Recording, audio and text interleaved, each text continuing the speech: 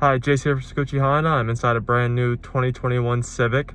And with the whole Rhode Island pause thing going on, we're not going to be able to do deliveries in person anymore for at least these 2 weeks. So I'm here with all the Civics on our lot, and I'm going to be filming trim walkthrough videos so that we can still have our deliveries virtually. Okay, so the first thing I have to do with customers is I let them fix their seat.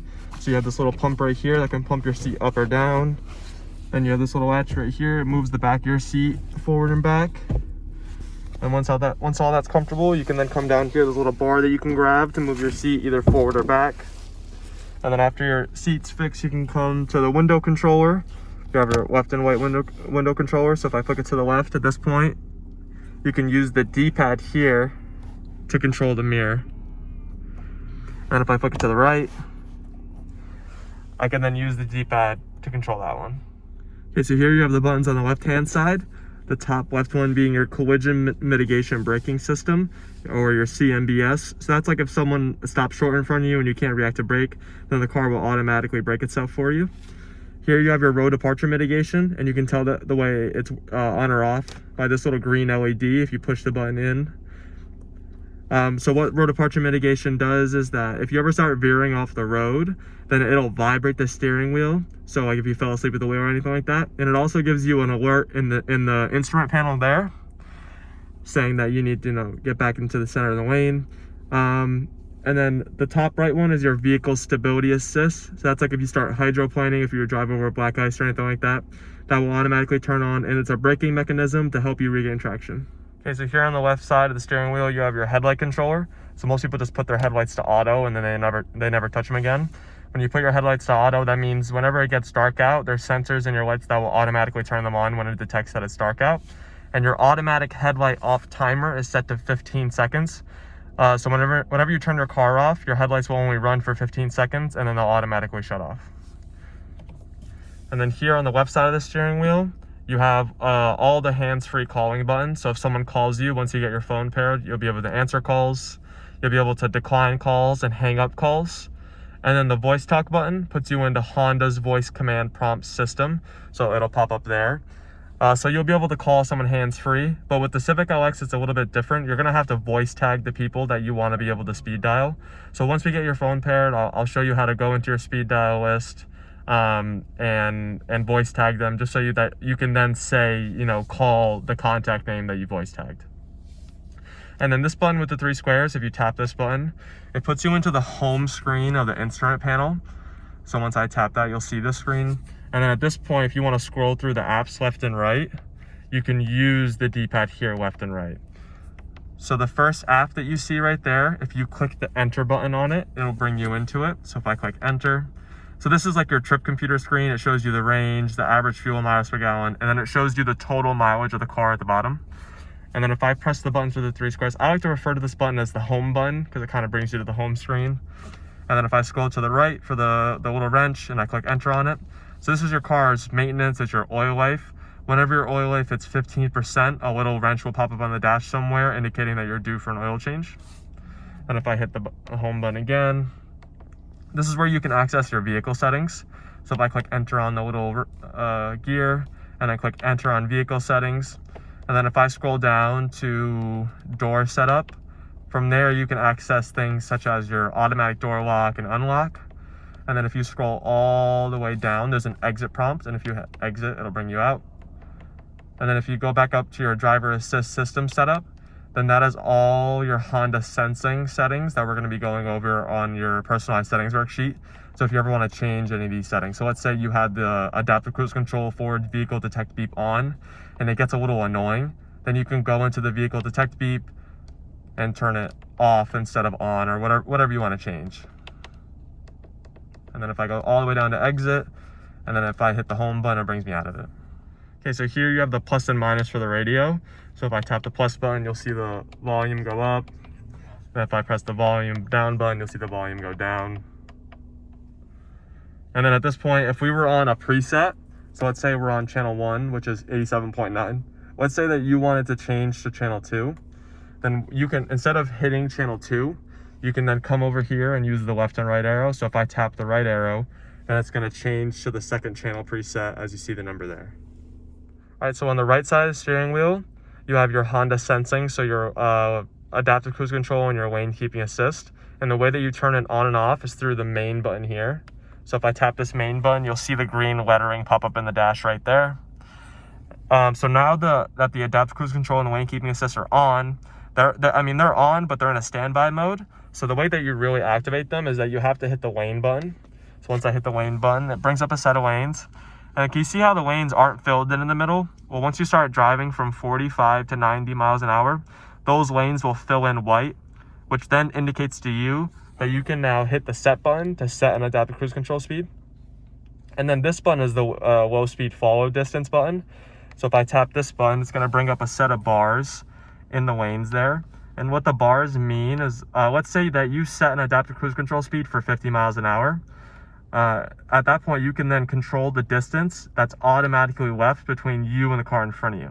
So the more that I tap the low speed follow button, the more the bars change. So the highest setting for the bars is 4 bars, and every bar stands for a car length. So let's say you set an adaptive cruise control speed for 50 miles an hour, and let's say you leave it on 4 bars. If a car in front of you brakes within that 4 car length distance, then your car will automatically brake itself to keep that distance the same. So it's good for long trips, driving 2, 3, 4 hours. If you're driving on the highway, it's pretty useful. There's a couple things that I like to talk to customers about the adaptive cruise control and the lane keeping assist. So if you have the lanes pulled up how they are now, then the lane keeping assist will activate once you're above 25 miles an hour. And what that means is essentially if you go into a curve or a bend or a turn or anything like that with the lanes up and the lane keeping assist helping you, then you're gonna feel the power steering input on the wheel. So the wheel's actually gonna turn itself. And I know that can kind of catch some customers off guard. Maybe they don't feel like they're in full control of the car. And the way that you get rid of something like that, if you're driving and you don't notice that the lanes are up and it kind of, scares you a little bit, then if you just hit the main button, it turns the whole adaptive cruise control and lane keeping assist off. So if you're ever driving and you kind of get scared, you realize the lane keeping assist activates, and if you just tap the main button, it turns it all off. Okay, so the way that you use the radio is you have your volume knob here. If you don't feel like using the buttons on the steering wheel to change the volume, here you can tune your radio station. And to make radio presets, let's say you wanted to make 92.3 a channel preset. That's a station that people like to listen to around here. So if you wanted to make that your number 1 preset, what you're gonna have to do is press and hold down on 1 for a couple seconds. You hear the beep, you see the 1 pop up, and that's how you make a channel preset. And then if you wanted to change your radio source, you can tap radio, FM, AM. Okay, so the way that you would connect your phone via Bluetooth is you would hit this phone call button here. Then you use this knob as the up and down. So you would click yes, I want to add a new phone. From here, you would just push the select in. It's telling you to turn your phone's Bluetooth setting on and put it in discoverable mode, which means is you're going to have to go to your phone settings, turn the Bluetooth on, and then you're going to have to go to the screen on your phone where you can view all the past devices that have been connected to your phone. So most screens, that just means clicking on the actual word Bluetooth in your settings instead of just turning the setting on. So once you've done that, you can hit OK, and then it's going to search for your phone. Okay, so once the car finds the name of your phone, it should pop up there. And then after you hit the select button here, it's then going to pair your phone. So at that point, a 6-digit pairing code is going to pop up on your phone, and then you're going to have to click pair. And then from there, your phone should pair, but it's going to ask you a couple questions. It's going to ask if you want to sync your contacts. So if you want to be able to make hands-free calls and view your contact list and put people in your speed dial list, everything like that, then you're going to have to sync your contacts. And then at this point, your phone should connect. So I'm going to show you that screen after this. So once you click the Bluetooth icon, then you're going to see, the Bluetooth icon pop up here. And then from there, you're going to be able to play music over the radio. I had to disconnect my phone just so I wouldn't start playing anything. But at this point, you should be able to play anything on your phone, like Spotify, Apple Music, podcasts, audiobooks, anything like that. And then once you're done, if you want to go back to the radio, then you just hit the radio button here. Okay, so now that your phone is paired, you'll be able to make hands-free calls. So the way that you'll be able to do that is if you click the voice talk button, it'll put you into Honda's voice command prompt system. So I'm just going to show you an example. If I click the voice talk button, then it puts you into Honda's voice command prompt. And then from here, you can say call and then someone that you voice tagged. So right now, it was trying to listen to me. But essentially, every time you hit the voice talk button, it'll bring you to that screen and it'll automatically start listening to you. And so at this point, I'm going to show you how to voice tag someone. So if I click the phone button here and then the speed dial, From here, you have your 20 speed dial list entries. So you want to put someone in, you know, that you frequently call, or someone that you frequently call while you're in your car on your way home or something like that. So if you click the enter button in for add new, and then go down to phone book, from here you can select someone from your phone book.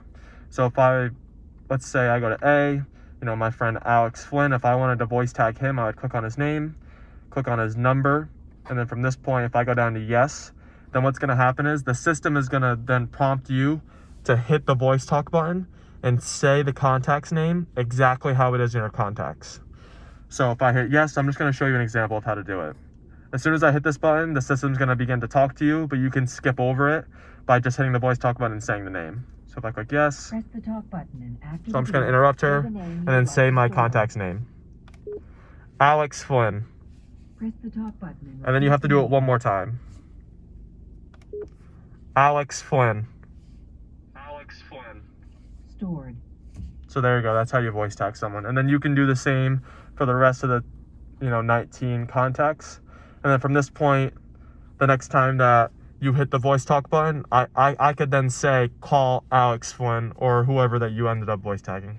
Okay, down here you have your AC settings. So to turn the AC on and off, you have to push this button in.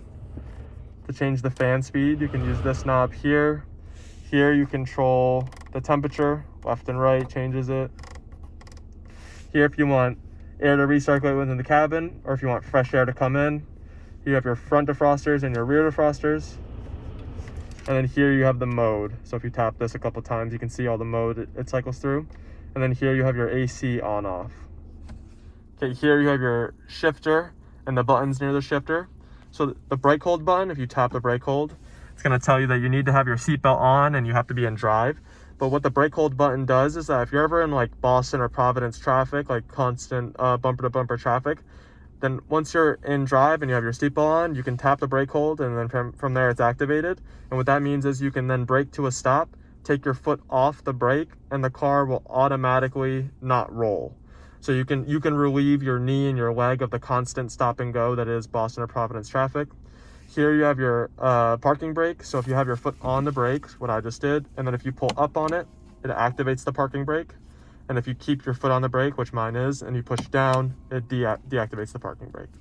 And then here you have your economy button. So if I tap the economy button, it says Econ on, and that little leaf pops up in the dash there. And what Econ does is you lose a couple horsepower in the engine, but you gain a couple miles per gallon. So it's great for city driving. It's not as effective on the highway because you need the extra horsepower on the highway. And then over here too, you have a little USB extension that's plugged in down there. So then you can just plug your phone in to charge through this USB port here. Okay, so down here you have the button for your trunk. So if I press and hold this button, it'll open your trunk. And here's the latch for your hood. So if you ever have to get to your hood, you can just pull on that latch. Here you have your gas latch, and the way this works is that if your car is unlocked, and if you just press it in, it opens up. And then from here you have a capless refuel, so what you need to do is just push the gas nozzle right through there. Saves you a couple seconds off your week, instead of having to mess with the gas latch every time. And then for the trunk, you just open it up. And then here you have your 60-40 rear splits, rear back seats. So if I pull this forward, and if I go to the back seat, the car is locked, let me just unlock it. And if I just pull on this seat, it comes down just like that.